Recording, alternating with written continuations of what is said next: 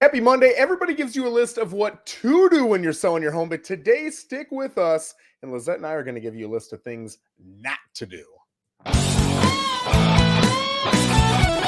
better get fired up. Happy Monday, Lissette. How you doing? I'm awesome. Happy Monday, Joe. How are You you? are awesome. I'm awesome too, man. I had a great weekend. I'm excited for a great week. It's my birthday week. I'm That's pretty excited. right. That's Yeah. right. I'm going to be the ripe old age of 42, man. So I'm excited. So I made young. it. I always look at birthdays like I made it. How many people, you get life cut early. So every time I get a birthday, it's just ingrained in my head. I was blessed with another year. So I'm pretty excited. Let's kick it off. Let's get right into your list of things that you don't want to do as a seller when you're looking to sell your home. What would you tell us is number one? So a few sellers are come to mind that I have a few stories, but one of them is let's not fail to disclose any issues that are known with the property. Yep. If you know you have an active leak, or maybe you had a leak that you did patch up maybe a few months ago, make sure you're disclosing that. We don't want to hide any issues that could come down the road or make you look bad to the buyer because now they're suspicious what else you could be hiding. Yeah, that's a great point. And I get that question a lot with people, and sometimes it's direct, sometimes it's indirect. But anytime you don't disclose something, you're risking them coming back legally after you and not just having to fix it, but maybe take the home back, which holy smokes, would that be a debacle, but it's happened. But you're also gonna have legal costs involved, right? Like they're gonna rake you over the coals. So always be honest, always fix it. And in all honesty, there's nothing that can't be repaired and get it taken care of to sell it to that buyer. So great first one. I'll tell you too, and I'm going to skip to my list. I'm going to skip to one specifically because it kind of relates to what you're saying. Never believe that you're going to get better offers if you keep waiting. You might get better offers if you keep waiting, but way over 50% of the time, your first offer is going to be your best offer, right? And think of the psychology of that. Your first offer comes from a buyer who's been watching the market. They see your home hit and they think, man, that's the home I want. They rush over to take a look at it. They rush with their agent to get their offer in, and boom, that's the most excited buyer you're probably going to see. Every time, no, but the majority of the time. I can't tell you how many sellers I've had who, the offer that they get is not perfect, doesn't have the perfect closing date. Maybe it's 5-10 grand lower than they're asking, even though they're overpriced. Whatever it is, whatever little issue they've got, the seller says, let's decline it and see what we can get that's better, right? And rarely do they see offers that are better. So again, going back to Lisette's point with the disclosures, if you don't disclose, they find something out that should have been disclosed. Now you lose that buyer. That probably was your best opportunity at getting the best offer. So great one, Lissette. Give us another one. So along with disclosures, let's also make sure we're disclosing to the title company who we owe money to. Did we take out a second mortgage on the property? Do we owe money to the government? All that's going to come up at the closing table. And the last thing you want is your funds to be tied up because now we have to research all this after everyone already signed and the funds are just waiting there to then see who we have to pay. If we know this upfront, we could work that all out, get to the closing table, sign, and get your funds into your account right away.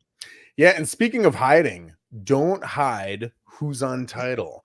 I can't tell you how many times I'll see divorced couples and I'll say, is it just you or do you have a wife? Or no, it's just me. All of a sudden we start doing title work and boom, there's another person. Or maybe it's a probate situation and we've got one of the kids, but all of a sudden when we start doing the title work, there's another person, right? So we're going to have to get the signatures of everybody who legally owns a property. We're going to figure it out.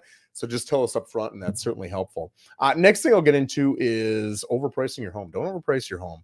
I think a lot of people are brought up with the mentality that when it comes to negotiations, so many people do not know how to position themselves best and negotiate, right? They think, hey, if our home is worth 500, let's start at 520. We can always whittle it down because somebody's going to ask us for 10, 20 grand off. That way we know we get 500 grand and we even have the opportunity to get 505, 510, whatever it is. But what happens is people are comparing your $500,000 home priced at 520 to other homes that are worth 520. And so they're saying, I kind of like these three, but this one, it just doesn't have as much as these other three. And so yours ends up being last on their list, right? And then by the time you do drop your price to that $500,000, the challenge then is Now you've been on for 30, 60, 90 days, and all these other $500,000 homes that are newer to the market just look shinier, right? Because, hey, this one's hot, it's new, it just hit the market, let's put a hot offer on it. If something's been on for 60, 90 days, well, you tell me, Lissette, what does a buyer say to you as a realtor when the property's been on 60, 90 days and you're about to put an offer on? What's wrong with it? Is there an issue with the property? Why Yeah, hasn't it sold? exactly. We could Unless it's been lowball. low. Yeah, exactly. So you end up then getting 490, 495 for the home that was worth 500. So it can really hurt you, right? So really pricing your home right from the beginning is the answer. So I would say do not overprice. Lizette, what else you got? Let's not be difficult showing the property. Now, I always tell my sellers, Mm, being a seller is a huge inconvenience, and I understand that. And it's not easy having people come into your home. And we try to make sure we've got a time frame that's comfortable for the sellers, but you don't want to be the type of seller that always has an excuse of why we can't yep. show it, or tries to limit the amount of showing. Specifically, if you're limiting also the number of days we could show it, we could only show it once or twice a week. Sometimes, specifically in this market, we have sellers that come from out of state or from other cities. They drive and they're only here for a few hours or maybe a day or two at most. So that could have been your opportunity to get an offer in from those buyers. Yep. And honestly, I think just good expectation management up front between the realtor and the seller are perfect. But that's a great point. That'll, if your buyer pool is this big, every time you create a challenge for that buyer, that buyer pool gets smaller, which means your offers get lesser and the amount that your offers are coming in at are lesser, right? So great point on that. I would say don't leave your home unstaged, right? A lot of people will just say, hey, let's put it on the market, and poof, there's no difference between day number one and a week prior when I did my listing presentation. They leave it the same way. You want to spruce it up a bit, right? If the home is vacant, get a couple of the rooms to have professional stagers come in and actually put some furniture in there so you can feel what that home looks like. Think about a model home. When you walk into a model home that a builder owns, that home is decked out, right? They've got the most beautiful decor in there. They've got beds in there. They got tables in there, whatever. And how does it feel when you walk in? I know how it feels because I look at buyers as we walk through the door and they go, wow, ooh, ah, oh my gosh.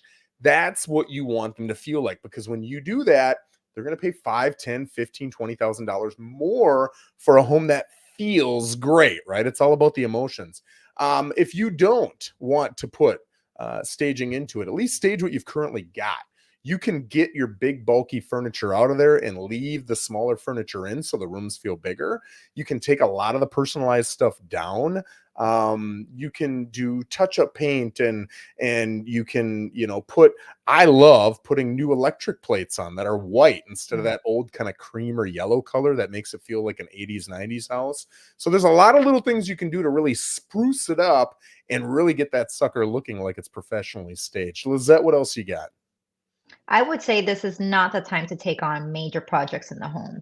And it goes hand in hand with the staging. Definitely stage it, definitely make, those little touch-ups that need to be done, painting walls. This is not the time to maybe do an accent wall, bold color on the wall, Yep. or, put in that outdoor kitchen, which you think may give you some more money at sale price, but it really won't. This is not the time for that. If you're already set your mind on getting the property sold, touch it up, make it look its best.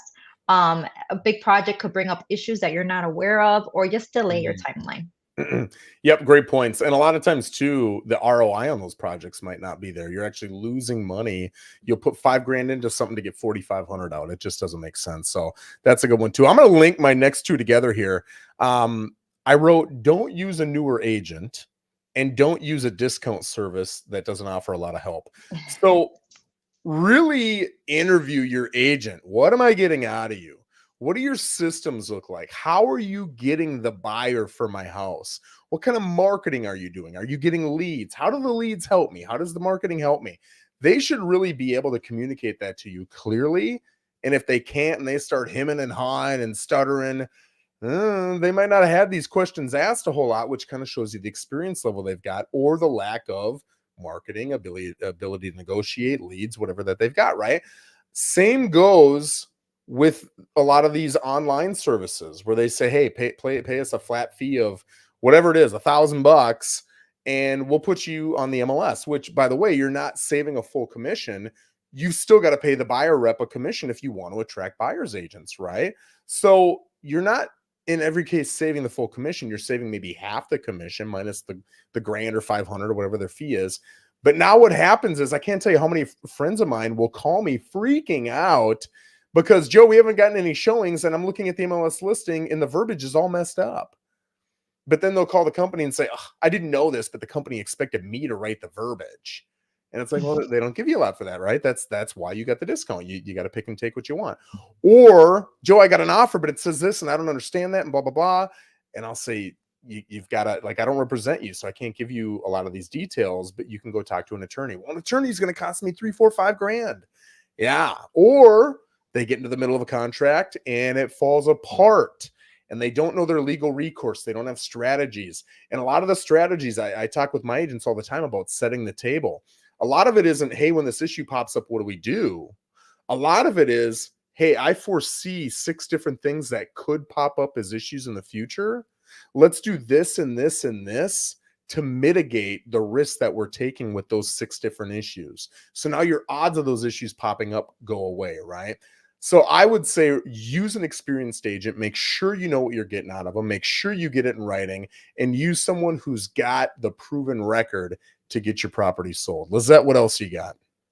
I would say don't fail to plan ahead. You're going to end up moving out of this property. You need a plan. That means you need to talk to your realtor, see where you're going to move to. If you're going to move out of state, connect with another realtor, get referrals from your own realtor. Talk to your loan officer. Are you going to be financing it? What do you have to do to put yourself in the best position so that you have buying power? So make sure you have a plan. Even if the market maybe slows down and your agent says, hey, it may take 6 months.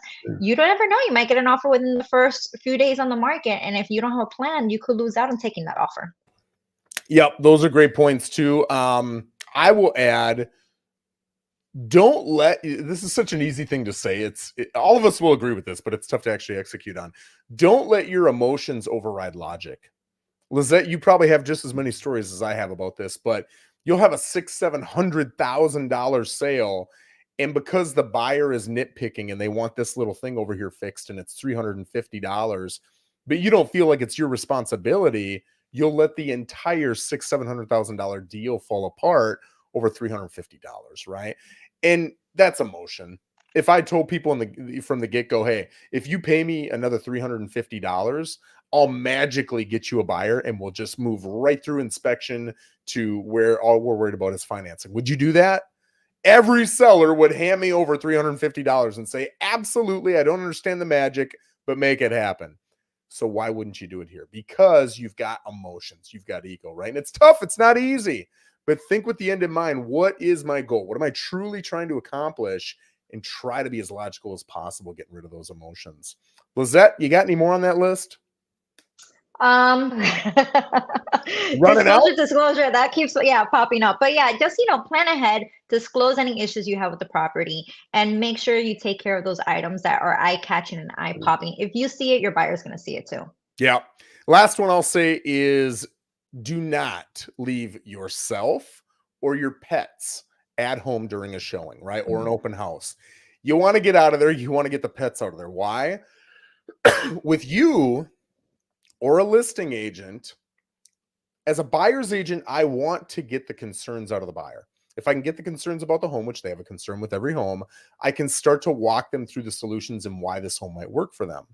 If the listing agent or the seller at home, that buyer's never going to bring up those issues because they don't want to be insulting. I wouldn't either, right? So get out of there. Let them sell it. Let them take a look at it in privacy, and your odds of selling it are going to go up. With pets, a lot of people hate pets. They don't like the odor. They're allergic to them.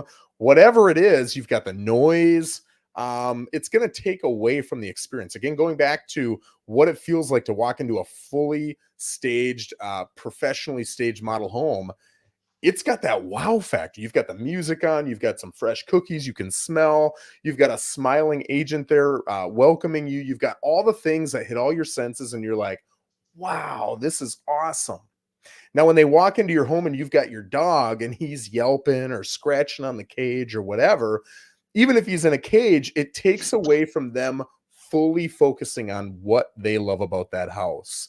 So your odds of selling again are going to go down, right? So is it a pain in the butt? Absolutely, it's a pain in the butt, man. You're not selling a 50-cent baseball card. You're selling a 6-7 figure asset of yours, probably your biggest asset. So absolutely do everything you can. It's only going to be a couple weeks, maybe a month or two if you're doing everything right to get that sucker under contract. I'll tell you, most people, if I were to show them, hey, this is the list of inconveniences you've got to go through for a couple weeks, is it worth an extra $10,000, $20,000? The overwhelming majority of people are going to say yes. So really think about that.